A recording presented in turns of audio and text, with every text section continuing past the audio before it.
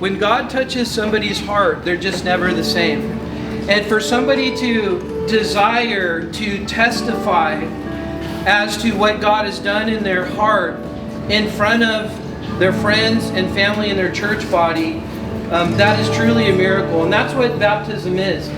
Baptism is just simply an outward sign of an inward reality.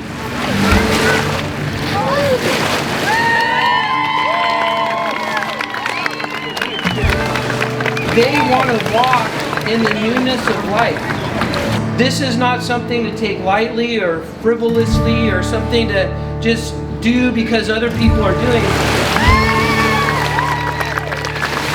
What they are declaring is that they now are going to walk with Jesus.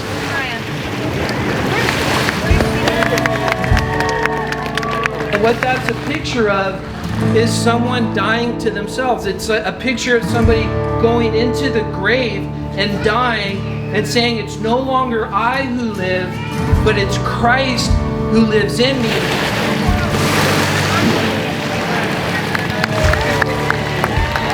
And so when they come out of that water, they're arising in newness of life. They are spiritually resurrecting unto Jesus. So now that their life is lived unto Jesus.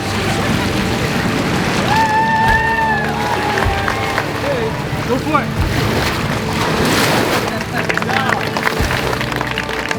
When we baptize somebody and put them into water, we're identifying with Jesus' death on the cross.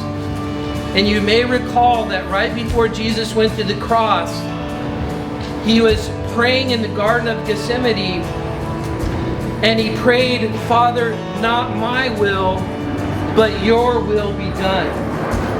And that was significant because he was demonstrating for us what it really means to live as a Christian.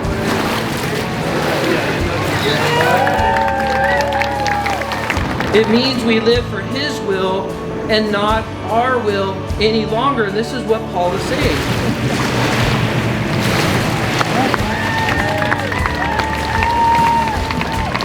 Therefore, we were buried with him, Jesus, through baptism into death, that just as Christ was raised from the dead by the glory of the Father, even so we also should walk in the newness of life. There you go.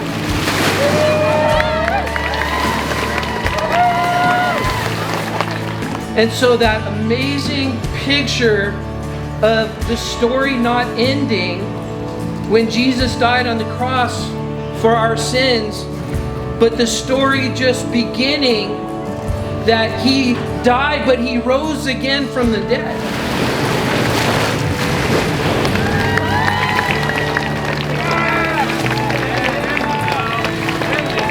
Also by faith, as we put our faith in Jesus Christ, we die to ourselves and to our flesh, and we now live by the Spirit unto God.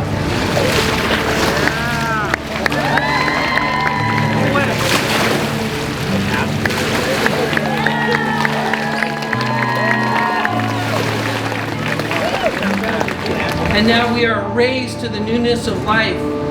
And that newness of life means that God gives us a new heart. He gives us a new spirit. He gives us a desire to follow after him. He gives us a hunger and a thirst for him.